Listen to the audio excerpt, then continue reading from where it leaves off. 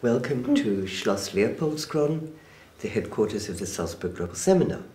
My guest is participating in a seminar on women and economic growth. Leila is the senior editor of the Economist Intelligence Unit. You're an economist. And I have to say, Leila, that the inspiration for this session was an article in The Economist which said, forget China, forget India, the internet, economic growth will be driven by women. I assume there's some compelling evidence to support that. There is. Women make up half the world's population, well, probably more than half the world's population. They still remain the world's most underutilized resource, which I think is a phrase that has been coming up more often than not over the past few years.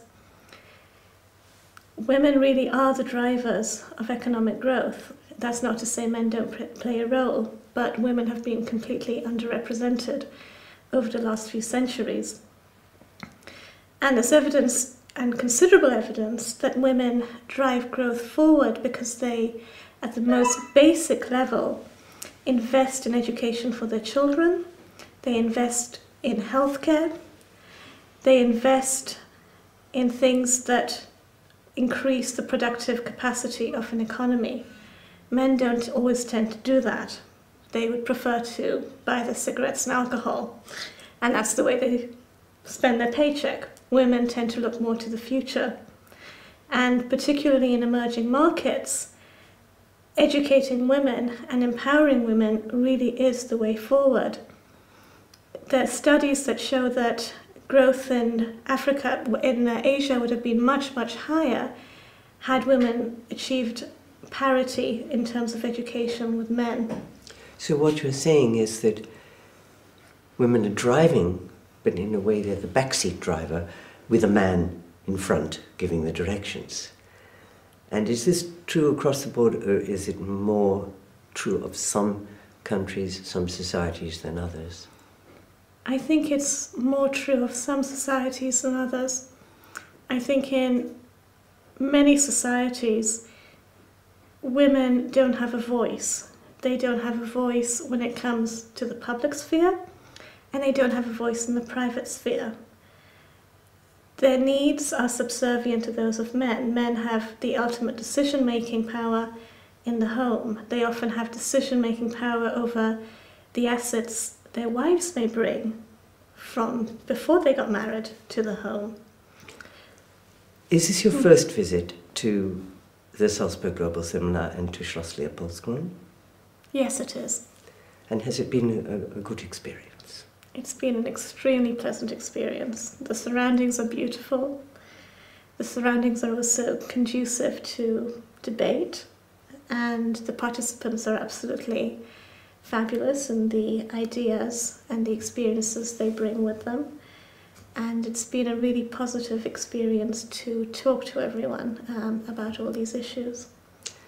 Well, I'm sorry to have to tell you, if you look across the lake, you will see a tall, rugged mountain, the Untersberg, and you are soon to be stranded there, alone on the Untersberg. But we will let you have three works of art, literature, entertainment, that you can take with you. There you are, alone, an exile, on the top of the mountain. What would be your first choice? Well, the Polish side of me would choose a film by Kieślowski, a Polish director. He did a trilogy several years ago, just before he died, called Three Colors, Red, Blue and White. And I think blue made the greatest impression on me. It was about a woman coming to terms with the loss of her husband and child, and also coming to grips with her own success and her own, well, not her own success, but her own talents. She composed music, but she let her husband take the credit for it. And I think the process of mourning was also a process in which she came to terms with herself as an individual, and as having a very strong identity and contributing in some way as a woman. So you see the Polish side of you. Which side is that? Your mother's side, your father's side? My mother's side. And your father's side? Is Pakistani. So where did you grow up? In Pakistan. Is that a good place for women? No. It isn't, unfortunately. There are a lot of problems, and unsurprisingly it did very badly in the index. I'm not going to, and this is not a justification for anything, but men and women have very hard lives generally in Pakistan. Women bear the brunt of that, and I think women bear the brunt of it wherever you are in a country which is somewhat disadvantaged or unstable or in the process of developing. So is it because of the lack of development, or is it culture, is it religion, or a combination of all of those? I think it's a combination of all of those. So now let's move to your second choice. My second choice is related to my Pakistani side, and it's a film directed by a woman called Silent Waters, and it very much looks at Pakistan's history. It's not a documentary, it's a fictionalized account of this woman and her son living in a small village in Pakistan, which would have been the center of the Sikh religion. And it's set in the 1980s when there was creeping Islamization in the country under the leadership of the then Chief Martial Law Administrator, who was pretty much an Islamist. And the young man, the son, becomes increasingly radicalized under the influence of city people who come to the rural areas to try and spread Islam.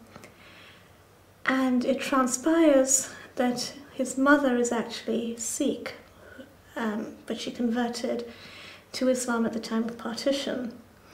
Her husband was Muslim. He saved her life, but she had to convert to Islam, which I think is a story of many people who chose to remain in Pakistan at partition. We do still have minorities, but many of them did convert. But in order to prove his loyalties, the son has to sort of go over and beyond what a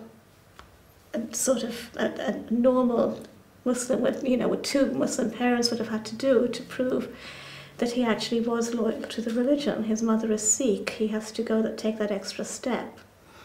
But it really is her story and her strength and her struggles and a story of her identity and how you can never really suppress your identity. It always comes back to you in some form or another. Does it have a happy ending? No, it doesn't. Dear, so far it's a bit sad.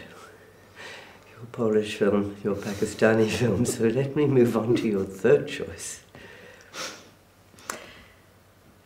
Well, Virginia Woolf, A Room of One's Own.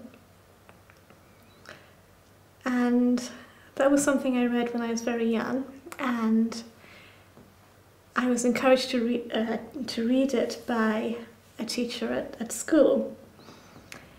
And the particular story from that I had in mind was Shakespeare's sister. And Virginia Woolf was absolutely convinced that if Shakespeare's sister had had a room of her own, she would have been as great a playwright as Shakespeare. So I think the basic premise is if women are given the space to explore and to expand and to explore their capabilities, then they can achieve anything. Leila, thank you so much for being our guest on the Untersberg. Thank you so much for having me.